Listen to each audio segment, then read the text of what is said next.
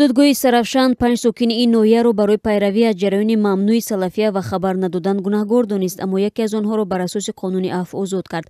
Мақомоти додгоҳ рӯзи 3 апрел ба радиозудӣ гуфтанд Баҳриддин Баротов ба хотири он ки то соли 2011 аз салафия пайравӣ карда буд, мавриди афв қарор гирифтааст. Содиқҷон Ваҳобзода, раиси додгоҳи Сарафшан ва масъули баррасии парвандаи ин афрод гуфт: мо инчунин сидқан эътироф ва пушаймонии ӯро ба назар гирифтем.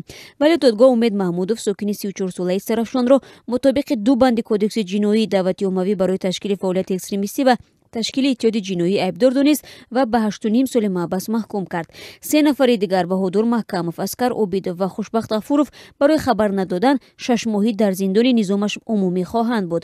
Додгоҳ гуфт инҳо пайрави салафия будани ду рафиқи худро медонистанд, аммо ба мақомот хабар надоданд. Додгоҳи ин афрод аввали моҳи марти имсол дар Истарафшанд шурӯъ шуда буд.